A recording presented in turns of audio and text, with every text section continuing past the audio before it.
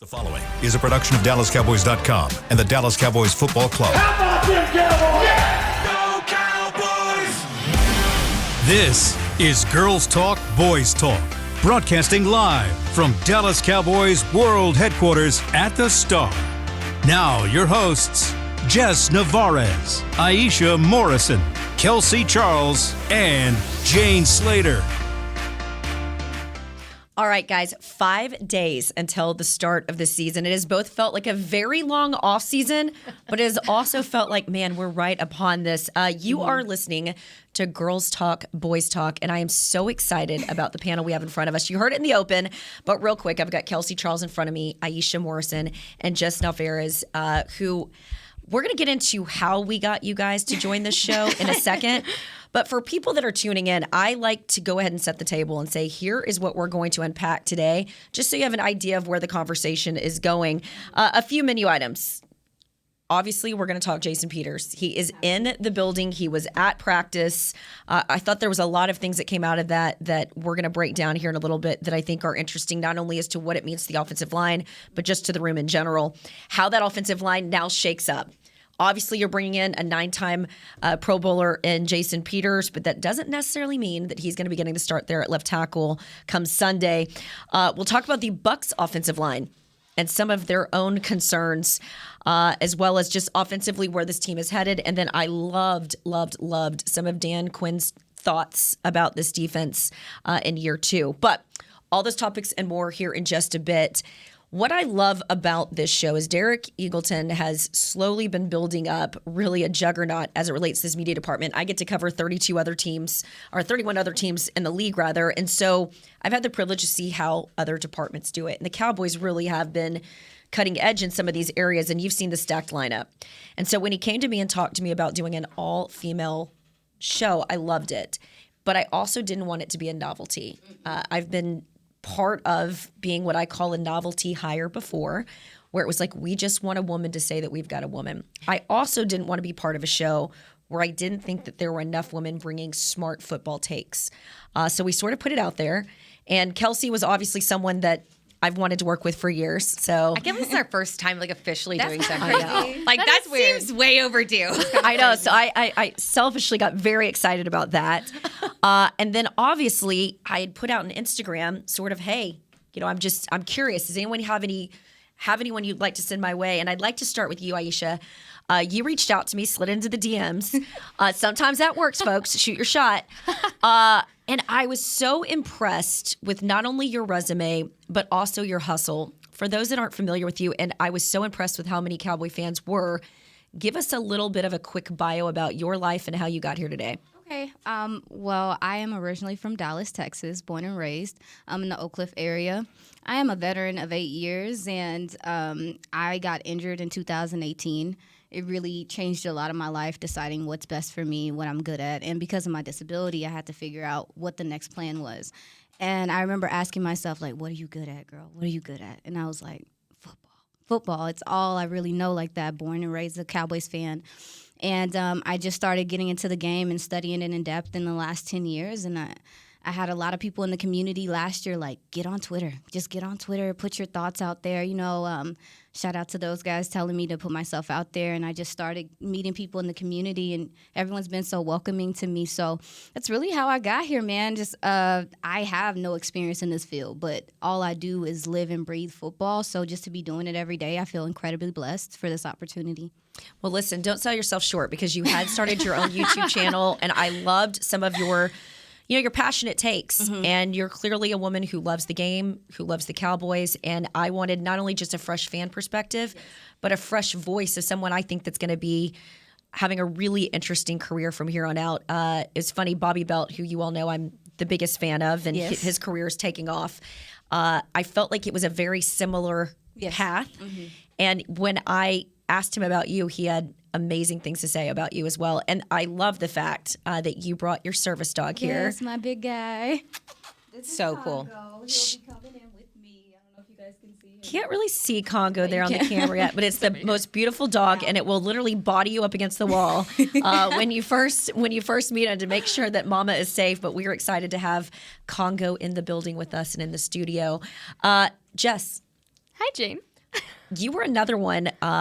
RJ Ochoa, who I'm a huge fan of, ton of respect. He's obviously got Blogging the Boys, and he has become quite the curmudgeon lately as it relates to Dallas.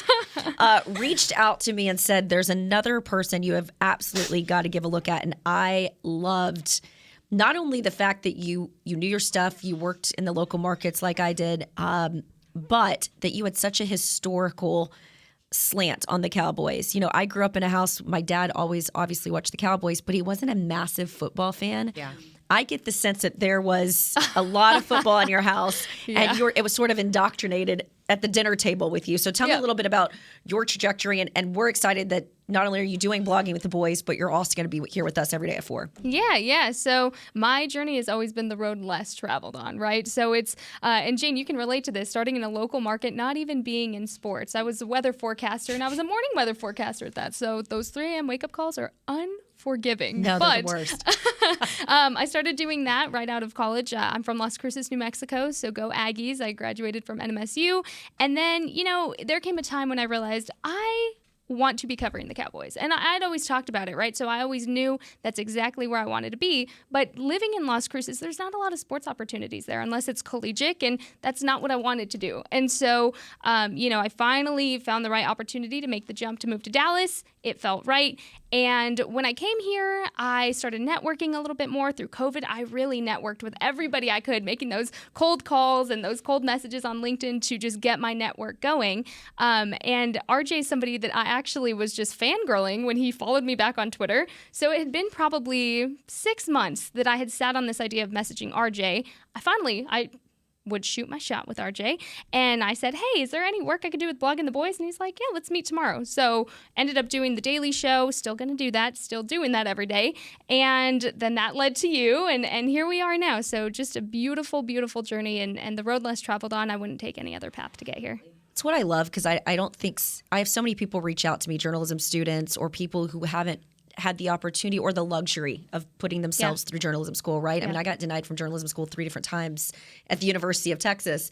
So sometimes it's hard to get where you want to get, right? But I find that people that are persistent, that put in the hustle and the hard work, they end up landing where they're supposed to be. And Kelsey, I find it hard to believe anyone that's listening to this podcast doesn't know who you are. But for any of the new listeners that are, Kelsey has been one that you've got about 30 jobs. I do.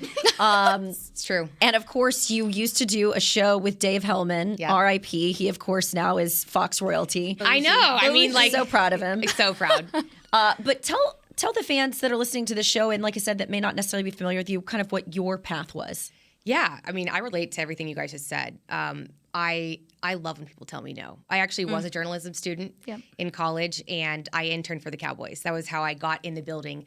I've gotten to the age where I'm not old, but I hate telling people how long ago it was because it's double digits at this point. But I've been around the team for a minute, and I interned for them in broadcast production. So that was my first ever gig, and luck would have it when I was graduating. There's a job available in marketing. So I came onto the team full time and worked in marketing, ran training camp, draft day, did a lot of event planning. But at the same time, I met Derek Eagleton, and I told him, I was like, listen, like, I'm a journalism major. I'm a broadcast journalism major. This is a passion point of mine. And the podcast happened, and the rest was kind of history. But I will say, I have never done media full time. I mean, it's been something that I've just had a passion for, and I've made the time for. I find that if you actually love something, you make the time for it. And so that's exactly what I've done here. And I'm grateful for amazing people like the Janes of the world who lift while they climb and, can be a shoulder to lean on and ask for advice. And also the guys like Derek who, will put your name in the hat for opportunities. So excited to be here, excited to be with you guys. I have a lot of respect, even just for the quick interactions that we've had. You came on my show, and I was so impressed, even our production meetings. So we're looking forward to just providing you guys really good perspectives and good content. And obviously with a lead like this, like, how can you go wrong?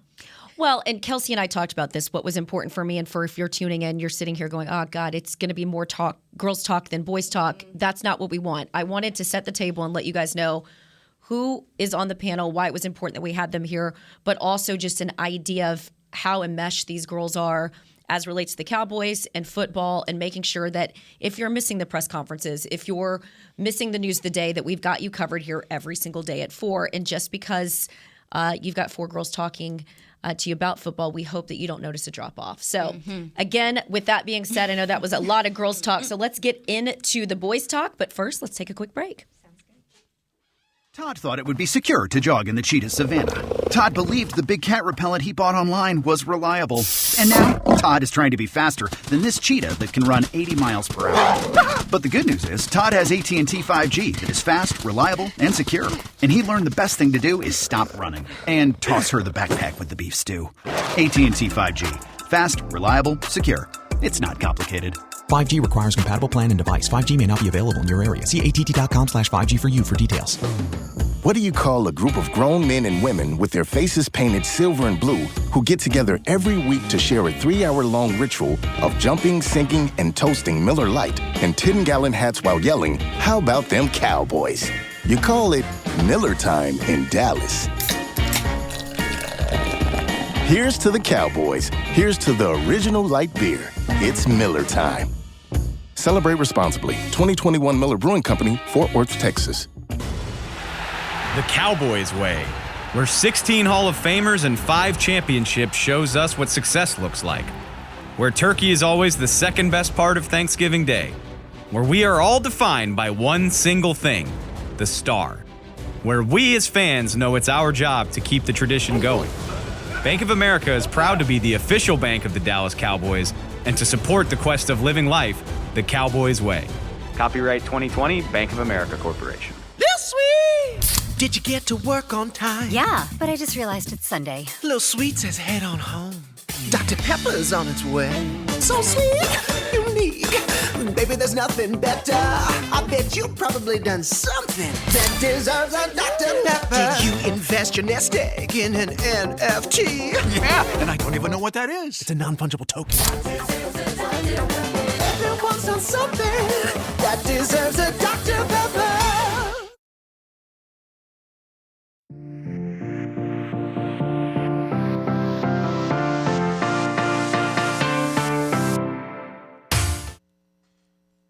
Just a grit, finishing plays, technique, knowing what to do and playing fast, keeping his nose clean and stuff, on and off the field. I'm gonna help him out. I helped him a little bit today, just trying to get his technique and all that stuff in rhythm. I mean, I've been doing that since my 4th or 5th year. It don't matter if I'm starting or not. Even when I was hurt, going on the Super Bowl run, I was helping Bata and Lane Johnson every day. So it really don't matter what I'm doing on and off the field. If I'm starting, I'm gonna play as a starter. If I'm, off the field, I'm gonna be coaching the guys up. Say what you will about the Cowboys, ladies, but I feel like there have been moments in the last couple of years where the Cowboys have fallen into fortuitous things. Yep. In the sense that, when they didn't get, obviously, one of the corners that they wanted, the Patrick Surtains of the world, the J.C. Horns, they ended up with CeeDee Lamb. Or Micah Parsons, rather. The year before that, you got CeeDee Lamb. I agree. After Tony Romo went down, you happen to have a guy that was 4th on your depth chart, 4th rounder in Dak Prescott. And then here we are. It was right before the preseason game. I reached out to one of my sources and I said, are you guys expecting to go and sign a big free agent on offensive line? Obviously, you've got, $20-something million in cap space. The Cowboys have been so diligent lately in saying that they want to use that money as a coffer in the event that they have to. Let's say you're making a push midseason. You want to add depth, or you want to go out and get one of those big free agents that really pushes you. Or you want to finally get out of cap hell, which is something we killed them for years around here. When I asked about the offensive linemen, they said, do you know how hard it is to find an offensive lineman right now at this point in camp, which is true. And then, we'll talk about it in a little bit. The Bucs were picking up the phone quite aggressively, I imagine, last week as well. Here you have a guy in Jason Peters who is from the East Texas area, 40 years of age, played in the league, 18 years now, Yep. 11 of his 12 seasons with the Eagles. And not only were they able to acquire him, and he signs to the practice squad this week as he sort of gets his body acclimated and gets back here, but you just heard him right there, ladies. Not only did he say in a Sirius XM radio a couple weeks ago that he essentially wanted to go to a team that was making a push or going to get a ring, but he wanted to help out the younger guys. And he's not even in the building one day, and he's talking about right there Tyler Smith and coaching him up. We'll start around the table. Just your impressions of this signing, Kelsey. given what the landscape was out there in terms of free agents, but to find a guy with this sort of experience, but also who wants to lift up the others. Not a lot of people want to do that as they get older, right? Yeah. I mean, listen, there's a lot of guys who are like, listen, I've done my time and I'm ready to just throw in the towel and sit back and have my popcorn on game day and watch someone else do it. You know, like my body has taken enough beating and I'm out. Dare I make the comparison to a Brian Waters when the Cowboys brought him in, you know, back in the Valley Ranch days. And listen, like obviously guys like that, they're free agents for a reason because they're at the end of their career, but they still have juice in the tank. And I personally value, especially when you spend a first-round draft pick on an offensive lineman, having that mentorship. You know, you talk about having guys in the D-line like D-Ware, and you also have Charles Haley who are constantly up here mentoring guys. I love having that in the building. And quite honestly, I mean, he was a starter with the Bears. Like, he's going to be more than serviceable. Is he going to be, you know, performing at the top of his career? No. But at the end of the day, this O-line needs a lot of help. A couple years ago, we were always talking about how the O-line was, you know, the second great wall. And it's been sad for me as someone who likes to cheer on the team on game day to talk about how many different combinations of people we'd had to go through. So personally for me, like, I'm all for it. I do think it's pretty funny that you have to like go back on his words of, you know, talking about how the Cowboys carried themselves in years past. And obviously it's shocking to see the man in blue. But he looks good. He looks really good. He looks better than he did in green and black. I just want to point that out. I am not. It's going to be jarring for Eagles fans. 100%. That's for sure. They're struggling already. Twitter was blown up with them yesterday. They're struggling with They it. Oh, I were can only having a imagine. day yesterday. I They can only imagine. But I have to ask you this, Aisha, as we move around the table here. From just a fan perspective, I felt like so many people. I mean, we saw it on Twitter, and I mean, all of us can speak to seeing this. Right. There was such a frustration that there wasn't some monster free agent. It almost feels like while he isn't some 30-year-old starting left tackle for you, you stole from within the division. That to me felt like a big win for the fans. Like, I can't tell you what my DMs looked like. I love how people will slide into my DMs and think I'm going to give them information that I haven't yet said on television or on Twitter. Sure, let me go ahead and give you the scoop here real quick. But they were very excited about this. Were you excited? And people you talked to excited? I was initially excited. I was excited before the signing. When we started looking at the Cowboys, Mike McCarthy dropped that hint, like, you know, stay tuned or whatever. I had already started looking at the options available for a tackle, and I personally thought this was the best option available because not only do you get the experience that he has on the field, but then also, too, you know, we talked about the mentorship. He's played within this division. So he's played the defensive ends we're going to be playing against. And, you know, with the loss of Tyron, I myself felt like he's such a caliber of a player because he does teach. He does, you know, advise other guys, too. It's not just what he does on the field. And I was like, if you're going to replace him with someone, this is the only guy that I think can come in and people will respect the same way. Because you have to think, I think this is something that people don't think about, is that these players – they have different respect factors. There's a lot of locker room feel, you know what I'm saying? So I felt like if you bring in a guy like Jason Peters, he's not going to have to earn the respect of his counterparts. They're already going to have it. So the mentorship comes a lot easier for him. Also, that's one of the best parts of his game to me is how he helps out. How he'll help out his guard. Like sometimes he'll set up his guard to help out. He did that a lot with Chicago. So I feel like not only is he open to help on the field, but he also is doing it off the field as well. I think it's an addition that we can't discount. You brought up something there that actually was jogging my memory because when the defensive side of the ball saw some struggles in Mike McCarthy's first year, it was because you weren't bringing in. And people, I think, in this building will admit that a little bit more freely now since we're a few years removed, that the free agents were not a good fit. Yes. In other words, the chemistry, the balance was off. The goals were different. I think all of us have looked at the roster of the Cowboys. They've done such a good job at drafting, but then re-signing a lot of their guys. And so there's not a lot of outsiders that typically come into the locker room. Yes.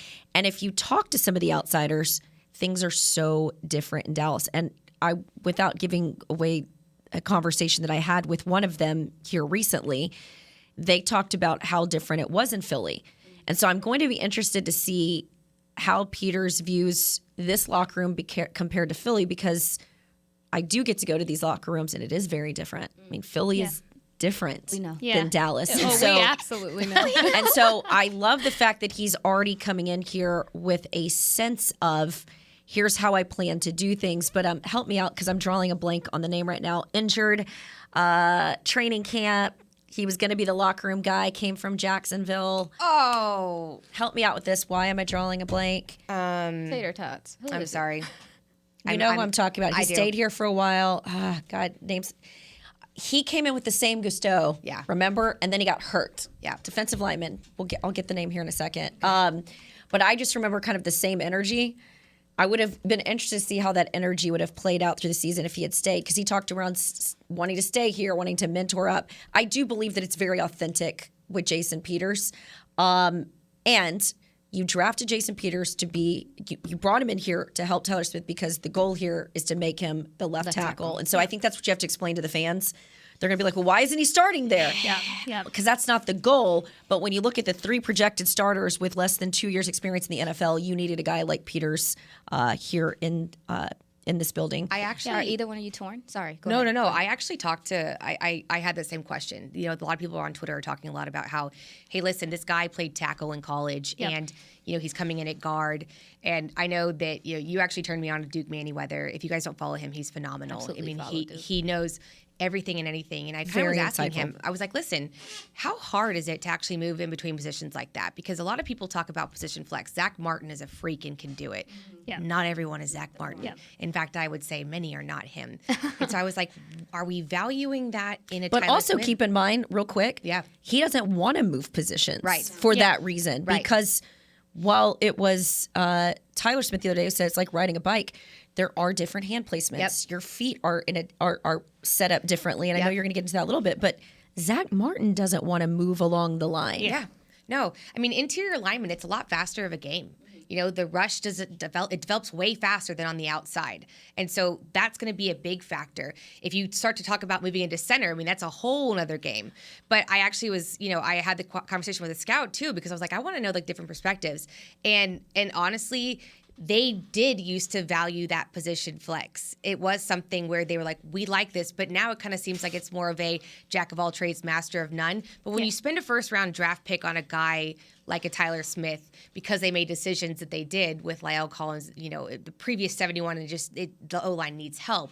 So I'm wondering, you know, I was like, how are you slotting him to guard? And they were like, listen, you have to get him to start because the O-line needs it, and you spend a first-round draft pick. So we're going to start him at guard, teach him, coach him up to that left tackle position, and move him in. But now that transition is going to have to happen sooner rather than later. And that transition, too, you also have to throw in the terminology factor of it. Sure. And, you know, how much different it could be from, you know, I'm talking about Jason Peters, from one team to the next and having to adjust to that. So I am glad to see because I don't think people realize that. No, how and- different an offense is from one offensive coordinator and a team to the other. Because I think a lot of people feel like, well, you've been in the league X amount of years. Why can't you just plug and play? I love that you brought up that talking point because And that's the thing real. is that ramp up phase that we saw very much so with Anthony Barr during training camp. It's so important to give him that time to properly ramp up, because then, you know, you throw him out there too soon. He's not going to be prepared. He's not going to be set up to be the most successful, right? So I think that, and then Kelsey, to your point as well, we were talking about the mentorship factor. I think it's also important for a player to walk in here and already have that respect from the coaching staff, because in yesterday's press conferences, you heard Kellen Moore talking very highly of Jason Peters and his leadership. You heard Mike McCarthy say it. You heard, you know, everybody else in that locker room who did those press conferences and talked to the media, they said the same thing. So to walk in a room and already have that respect established, that is huge. That's not something you just get, especially 5 days before your season kicks off. That is so rare, and I think they really found a diamond in the rough at a very, very good time. Jane, Jeremy Mincy. Was that the one? No, it wasn't. But God, that was one of my favorites. Mr. Mintz was everything. He was one of my favorites. No, this was literally 2 years ago. I want to say it was McCarthy's first year. Wow. William Boykins and I have been trying to figure it out, so that was our first attempt. We'll get it. I promise. We're going gonna to get there. No, We're gonna get there. I mean, honestly, though, I think that's really important though, that you talk about the fact that he can come in and be turnkey. That is the value that one of these guys in free agency can bring to the table. That is a veteran.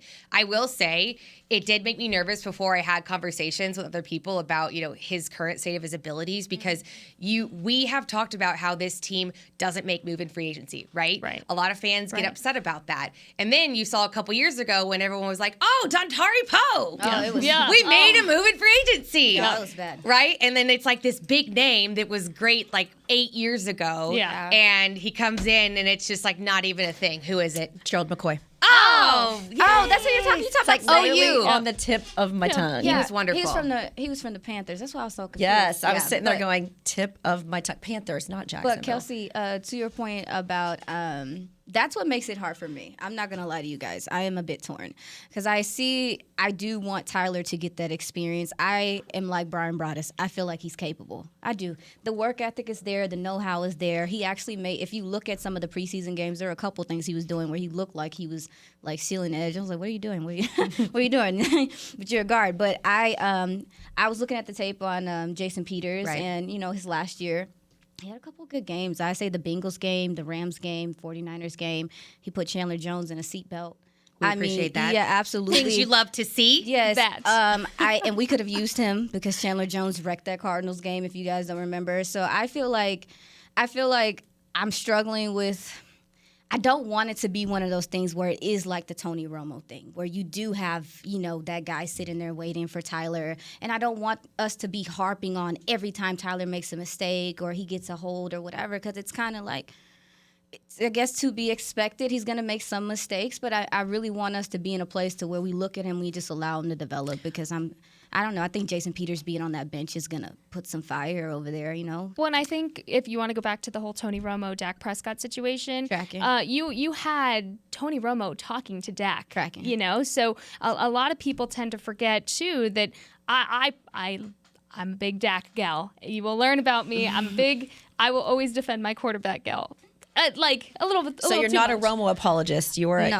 No. I'm Dak both. truther. But no, I do both. I'm both. I do both. You can't be both. I am both. What is your quarterback affiliation? Here's the thing. I do both because my daddy taught me well, which is you defend your quarterback. If you are a Cowboys fan, you're not going to bash him. I need the T.O. drop. Yeah. T.O. drop right now. That's my quarterback. But, at the end of the day, having that veteran experience in your ear is so important. So I think as fans, the fan side of my brain is going to come on for a second. We get so excited to say, oh, we got what we wanted. We got a veteran. We're all good. Everything's fine. Yeah, well, he still has to ramp up. You don't want him to go in there prematurely. You don't want him to go in there and get injured, because guess where we would be right back again? Square one. And we don't want to do that. We don't want to set anybody up for failure. Yep. And at the other hand of that, Tyler Smith, let the guy prove himself. Exactly. Diamonds are made under pressure. And I firmly believe that this is going to be a make or break for him, because you have the pressure of the fans on him saying, oh, he's not going to be able to do this. And, there's so many better options. What options? There's not. This is what we have. And as fans, we just got to give him a chance. Lay off of him a little bit. I actually think an interesting comparison is, remember when DeMarcus Lawrence went down right before the start of what was it, week one, start of the season? Yeah. And everyone thought, there we go, that's it. Yeah, those rookies. It forced Micah Parsons and other guys to step up. Yeah, and I don't think you would have seen Micah rushing the passer the way that he was if you had DeMarcus Lawrence necessarily in the lineup. It was sort of it was need-based. And then we'll get into a little bit about what Dan Quinn had to say about this Cowboys defense in year two, which I think is really, really exciting. But I think you could see a little bit of that there. And by the way, I think it pushed DeMarcus Lawrence. Even Micah had told me this summer, it was DeMarcus Lawrence who reached out to Micah Parsons and said, man, I'm going to take a pay cut. How do you feel? Almost like reminding him, like, I'm still here, bro. I'm taking a pay cut, but I'm still here, bro. And, like, I'm not trying to create controversy there, but I'm saying I think a guy like that pushes others. But I love having a guy that's come in here with a completely different dynamic, in that I get the sense from Peters, and again, this is early, but I get the sense from him that he truly wants to build these young guys up and compete, for that matter. But he feels more like an Andrew Whitworth, like coming into the building. Like, I want to see these guys succeed. Now, obviously, Whitworth, started. Jane, don't open that box. I know. Cowboys fans, please don't do that again. I love this idea that he's coming in here with the goal of, I'm still chasing something great. And I loved his comments that he even said this week. Yep. you can't let the league chase you out. And as a 41-year-old woman, I get that. Like, I felt that deep in my soul.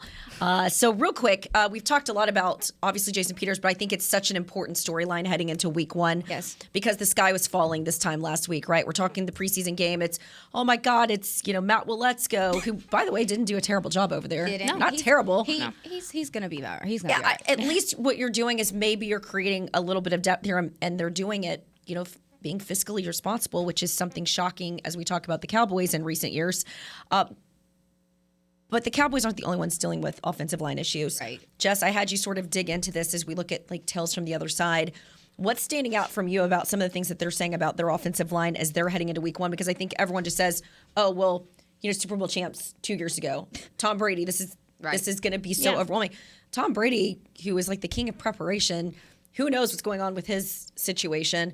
He's been missing from camp. I don't think you put too much credence into that because of who he is. Right. But up front, when you talk about continuity and chemistry and getting meaningful reps in with the guys in front of you, and now they're all going down injured, you've got a real situation as you look in front of us. So maybe you could break down a little bit, just tell us from the other side as we talk about the Bucs. Yeah, so, and I was talking to Aisha about this earlier, is as Cowboys fans, we tend to be so honed in on our own team, which is great. Know your stuff, know your team. We love that. But also look at what's going on the other side of the ball, because it's not picture perfect land in Tampa Bay either, right? They are going to be struggling with their offensive line, if not more than the Cowboys are, and I say that with grace because we haven't really seen what they're going to do yet. Exactly. But Tom Brady actually went on the Let's Go podcast, and he was talking about this. And I heard this earlier this morning. He was talking about, well, we have our younger guys, and we have to put faith in the younger guys.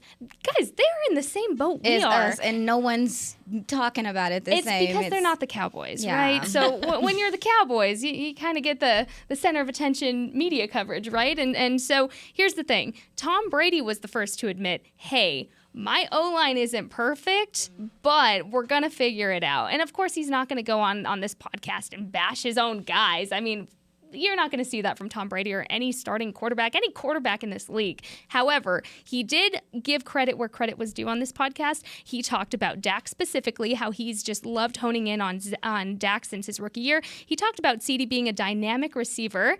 And then he also said that he gives credit to the defense. And he, of course, brought up Micah. Why would he not? I would be terrified if I was Tom Brady of Micah Parsons or any quarterback that Micah has to be in there with. And he also made sure to say, Trayvon Diggs, so Tom knows what he's going against. He knows that offensive line isn't necessarily the most sturdy when it comes to the dynamic defense that we are looking at, that we've seen.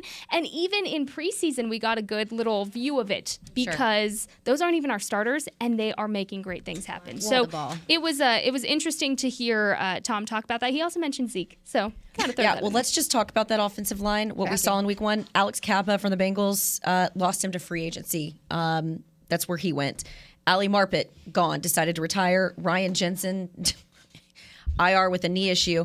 And so now you're dealing with a very young offensive line. I think what did he mention? He was saying, I've got a lot of faith in the left guard, the young guy that's working his way. He didn't even know he wasn't even mentioning his name at this podcast. So, which that to me is like telling it itself, because literally when he was going down the podcast and breaking down the Cowboys team, he was very like a la Sean McVay, right? Where he's just naming all parts of. Yeah, I love Shaq Mason. I love Robert Hainsey. And then he's got this left guard guy. He's gonna be great. But I think that's gonna be key too if you think about the fact that like the defense has become a strength of this Cowboys team, and going up against the offensive line that's a little bit, battered and broken in terms of Tampa Bay, what they're dealing with. Tom requires time. At the end of the day, Tom requires time. And I think that not giving him that time is going to be a really big key to this game. Making him uncomfortable, making him prove himself to be the best player in the NFL, which I'm sure he'll do a fine job at. But especially after he got all that scrutiny for missing part of training camp. Sure. Everybody was so quick to say, well, let's see what he does when he comes back. And as they should, we're going to speculate. And the Cowboys fan side of my brain is saying, well, I kind of hope that you look back and you're like, dang, I should have participated in those training camp days because we lost that game, right? But no, it's important, and it is good to note there that we don't know. And we've seen time and time again, Tom does take time, and it's usually the December Tom Brady that we really fear the most, because that's when you don't want to play Tom Brady. But, we'll see what comes of this, and we're excited to watch. I'm certainly interested in this game, and it's Tuesday, so we're getting into a little bit of a preview of the game. Wednesday's when we really start jumping into it. So tomorrow, we're really going to start talking about the offensive matchups that we're looking forward to, as in the obviously defensive match. God, it's all right. You got this, Jane. And defensive matchups. But let's go ahead and take a break here. But as we talk a little bit about defense, I want to get into some of the things that Dan Quinn had to say about what stands out about this team. And then I'm really excited about two franchises that I'm letting both Aisha and Jess take over this season. One is going to be Tweets of the Day, which, if you send us a tweet, or you at one of the girls, we might bring it up on the show, things that we find interesting and some interesting takes. And then past interference. What do we mean by that? Shout out to my mom for that. I have to give her the plug for that. I love Mrs. Navarez. All right, so stick around. We'll be right back. Sweet. Did you get to work on time? Yeah, but I just realized it's Sunday. Little Sweet says head on home. Dr. Pepper's on its way. So sweet, unique. Baby, there's nothing better. I bet you've probably done something that deserves a Dr. Pepper. Did you invest your nest egg in an NFT? Yeah, and I don't even know what that is. It's a non-fungible token. Everyone's done something that deserves a Dr. Pepper. Todd thought it would be secure to jog in the cheetah savanna. Todd believed the big cat repellent he bought online was reliable. And now, Todd is trying to be faster than this cheetah that can run 80 miles per hour. But the good news is, Todd has AT&T 5G that is fast, reliable, and secure. And he learned the best thing to do is stop running and toss her the backpack with the beef stew. AT&T 5G. Fast, reliable, secure. It's not complicated. 5G requires compatible plan and device. 5G may not be available in your area. See att.com/5G for you for details. Brace yourself for an existential question. Has your butt been having enough fun lately? Have you been treating it well? Has it been going places? If not, then it's about time you start using SeatGeek. SeatGeek is the best way to get your butt tickets to live events. Just ask the thousands of other butts who have rated it the #1 ticketing app. So what are you waiting for? Download the app now or visit SeatGeek.com to get tickets to sports, concerts, and live events and make your butt happy. SeatGeek. Get your seat in a seat. What do you call a group of grown men and women with their faces painted silver and blue who get together every week to share a 3-hour-long ritual of jumping, sinking, and toasting Miller Lite in 10-gallon hats while yelling, "How about them Cowboys?" You call it Miller Time in Dallas. Here's to the Cowboys. Here's to the original light beer. It's Miller Time. Celebrate responsibly. 2021 Miller Brewing Company, Fort Worth, Texas.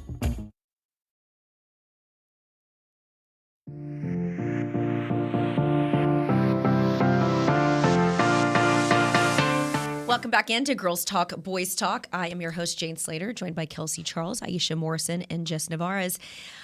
Let's get into quick updates as it relates to some of the injuries. I know that's important to a lot of folks. Cornerback Jordan Lewis, who injured his hamstring in practice a couple weeks ago, looks like he is on track to possibly come back this week. That's a good thing for the Cowboys. So they said they were going to ease him in. Obviously, players had no avail today.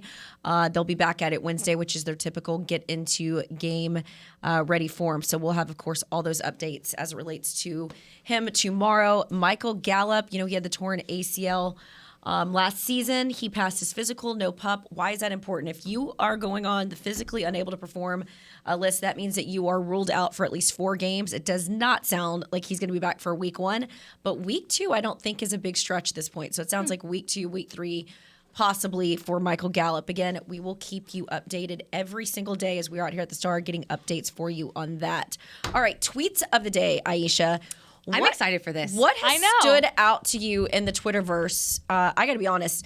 Sometimes I'm on there, sometimes I'm not. So I know someone like you lives and breathes it. I know most of the girls on this panel do. What were some of the interesting news, notes, musings that came out? All right, so listen, everything excites me. So this was very difficult for me to pick. Can relate. Difficult for me to pick anyone. But Joy Epstein, she had a tweet yesterday, I believe, and she says, expect Cowboys wide receiver CeeDee Lamb to move around in scheme with skill set to contribute from both inside and outside. Goal, combat expected double teams with versatility. We fully anticipate him to be targeted, Mike McCarthy said. He's the guy. The last line is what did it for me, is that they are saying this is the guy. You know, like, I feel like with the Amari Cooper situation, it felt like we are all been waiting, like, for them to kind of say, like, this is the guy. I've heard the players talk about him being the guy, but just to hear Mike McCarthy say that, like, the concern is that people are like, we have a number one wide receiver. We want to see him use like a number one wide receiver, like a Devontae Adams or something like that. And so hearing Mike McCarthy say that really stood out to me as a fan when you're looking for CeeDee Lamb to start to take that next step and to be targeted. And also, I mean, mentioning scheming and stuff like that. Kellen Moore has some responsibility here with this young receiver core to make things work for them. So that tweet stood out to me initially. Let's talk about that real quick. I actually really want to talk about that. Same. Let's deep I was dive like into that. gripping my seat over here. Like I'm like, as we talk about, they're finally making him, like, now I'm like, when you talk about the Bucs, though, they got Mike Edwins, Chris Godwin, and Julio Jones. The Cowboys receiving core doesn't stand out to me. Now, I think that this could be their opportunity in the sense that, and they tried to sell us this a couple years back, the whole wide receiver by committee. This is better, though. This is a better gives me anxiety. They have a better wide receiver room than they had the by committee year. And I think, again, Michael Gallup is right around the corner. I am one of the biggest Michael Gallup fans. Like, I've stood on that hill for quite a while. He's also just wonderful. He's a wonderful human. He's easy to cheer for. But I just wonder, because Noah Brown has always been really, really efficient in training camp and in the preseason, because they don't have enough tape on him, they're not going to give him the respect that he deserves. Mm-hmm. So they are focused on the CeeDee Lamb. They are focused because I think the run game is going to be key. I think, obviously, you've got more tape on Tony Pollard thanks to last year. Ezekiel Elliott's going to be important as you're kind of dealing with this offensive line. You need him in there for pass pro. But I just wonder if this is going to be one of those games where he stands out. But also, I love the fact that this Kellen Moore's even talked about, we see Kevontae Turpin as a wide receiver. Yes. Everyone's sort of I'm not going to say they laughed at me, but I had some people send me texts like, come on, Kevontae Turpin at Texas. At training camp, I had reached out to TCU officials that said before he got himself into all of that trouble, this was a guy who really flashed as a wide receiver. And they said, go back and look at the Texas game. Ugh. That was a tough game against Texas and TCU. And so I think that this is a guy that's sort of flying beneath the radar a little bit. I think obviously he stands out as a specialist. But I think Kevontae Turpin might be a guy just because, what do they say, speed kills. Mm-hmm. I think he could be somebody that could really have a standout game for you. And as we're talking about the Julio Joneses, the Chris Godwins, and the Mike Evans, I don't think they're going to be talking enough about the Noah Browns, the Kevontae Turpins. There's some ambiguity, absolutely, going into this season, I will say, with the wide receivers, because there's just not a lot of tape on them. And so I do think with Kevontae Turpin, I've said this when he first got signed, the Cowboys have been scouting him for a while. It sounds like they've been looking at him. I'm sure some of the people being linked to TCU had something to do with that. Daryl Johnson, USFL. Absolutely. Yeah. But also, if you listen to Kevontae Turpin's interviews, his very first ones, he is echoing every time, I want to show what I can do as a receiver. I can return in my sleep. I know I'm a specialist. And I think that's something that we don't think about when we start talking about how are these players going to be used? What are they going to be doing? Does this guy sign the dotted line if they don't say, like, hey, we're going to use you as a receiver? So I feel like this is important to look at the fact that he wants to be a receiver, so I expect to see him doing receiver things. Also, we saw them trying to get him involved. Right. It's so weird to me. Everyone's like, oh, they're not going to use him. Like, well, we're in just preseason, they're not going to show their hands. And why would you? Even Bones Fossil yesterday said, the secret got out. He was kind of Kevontae. Kevontae's trying to show. He's my favorite press conference, by the way. He's so he's another such a wonderful. Dad. It's like a dad. It's like listen to a dad. Yes. I was literally cooking, listening to him. I was like, this is nice. But I do agree with you. I think there is some ambiguity, I guess, with some of these young players and people not knowing what to expect from them. Kevontae Turpin, when you look at his tape, he gets separation. Even if you go look at the preseason games when the ball wasn't going to him because Cooper Rush didn't see him, Jalen Tolbert too. Like, there were quite a few guys who were wide open, and I could see Kevontae Turpin being that we need a big play right now. We need a big play, and we're just going to get our defense back on the field so they can get us the ball again. I like that there's not a ton of tape, like you said. I mean, listen, Yes. I feel like when you look a lot with Michael Irvin back in the day, he always was like, you knew he was the guy. Mm-hmm. You knew Des Bryant was the guy. You knew Amari Cooper was the guy. And Michael made some comments, and he was like, listen, Alvin Harper, like, make them pay. Make them pay for disrespecting you. Yeah. And that's kind of what I view this wide receiver core as right now, where, it's kind of like a little nameless, faceless kind of at the moment in time, because a couple years ago, we're saying, 3 wide receivers that can each hit 1,000 yards, and now we're like, but which wasn't necessarily always a good thing, right? Because that means you're playing from behind. So you don't, want some balance. And I think this is going to force them to run the ball more, which is what they need to do. So maybe this is going to necessitate more of a 50-50, more balanced offense. So we'll see. I feel like I'm cutting into your tweets because I know we've got, 2 minutes left? We can just talk Give about me one more tweet, then we're going to get into a pass interference. And like I said, ladies, we have got 3 more days this week to drop it off. But I do love that I have got a group here that can talk so much football. We can go outside of 45 minutes. So one more tweet for you, then let's get into pass interference. Okay. It was such a good one. Thanks, Tori, for the content. Tater tots. Y'all don't rush feet. Okay. So I like this tweet from Patrick Nosey Walker. He actually just left. Our guy. It was a quote from Tank. Now, like, I think Tank is one of those guys that, not that we're forgetting about, but he's the old guy in the room now. And it's funny because he did the interview yesterday. I think somebody mentioned them being underdogs, the Cowboys being a couple of points underdogs, and Tank's response was, "We are? Okay, we'll see." But then let the dogs eat. He said, "I don't care about that underdog, upper dog, whatever." And I was like, upper dog. It's of course, so good. And Tank is always gonna have that one quote that makes you be like, "Oh, okay, he's serious. He's serious, and he's coming this game." So this stuck out to me because I know this defense has to be like, are y'all for real? Like, we're the underdog going into this, and I think this defensive line, when we talk about the issues that the offensive line has on the Bucs, they have the opportunity, the Osas, the Nevilles of the world. Real quick, Neville Gallimore played a lot of snaps in the preseason. I don't know if you guys noticed. He played more than what I would think any other starter would, and I think it was because he wanted to get the reps because he missed so much last year. Yeah. Look for him. Not that he wanted. The Both coaching of them. staff needed to say. Well, yeah, But maybe yes. it They're like, was where you at? I agree with you. Absolutely. I Like, think that they very much have been assessing him because they need him to step up this year. Yes. Now, he's one of my favorites on this team too, so Osa. I'm hoping he has a huge year. But I love that you noticed that because I am interested to see what they do with Neville Gallimore moving forward. And the preseason, I don't think people realize they don't show you anything. Nothing. It's so basic it's so football. hard to glean what to expect from them during the regular season. We'll get to more of your tweets tomorrow. Those were some good ones. See all the discourse we had as a result of that. Past interference time. All right, so what past interference is going to be is I'm going to look into all things Cowboys versus the Bucs this week, and whoever we're playing that week, I'm going to try to dig up a little history facts. I will warn you, Cowboys Nation. You might not like some of them, but we're going to try, okay? So for this beautiful day, I have 2 facts for you, okay? The first being that Tom Brady has played 363 NFL games, and in that time, he has an undefeated record against 5 teams. Of course, we know that the Cowboys are one of those teams, so I know y'all are not going to like me for that. I apologize. However... Loathe entirely. Sound like the Grinch. However, here's the thing. I am going to be my Cowboys fan self and say Dak Prescott is going to be the one to change that. And there you go. And the Cowboys defense is going to be the one to change that. My friend. Okay. We love a manifesting moment, right? Yeah. So the second one I have for y'all is actually, speaking of Dak, he was only 8 years old when Tom Brady won his first Super Bowl. That is wild. Can you believe that? What did I read? I read that when Jason Peters entered the league, Alex Smith was only 3 years old. That's like when I start looking at the rosters and I realize these kids were born when I was in high school. It's just so. I remember being the same age as these guys when I started out in the business, and now I'm like the elders.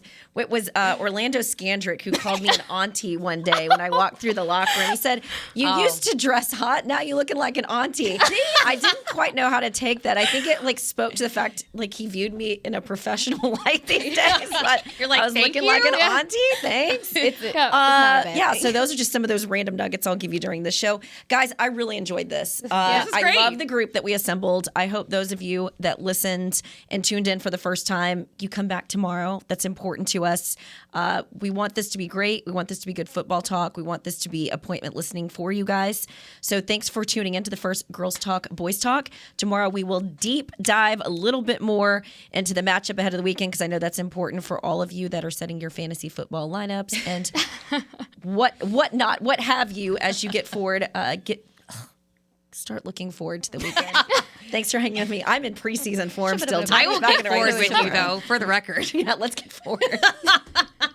I'll see you guys tomorrow. Bye. Bye. This has been a production of DallasCowboys.com and the Dallas Cowboys Football Club. How about this, Cowboys?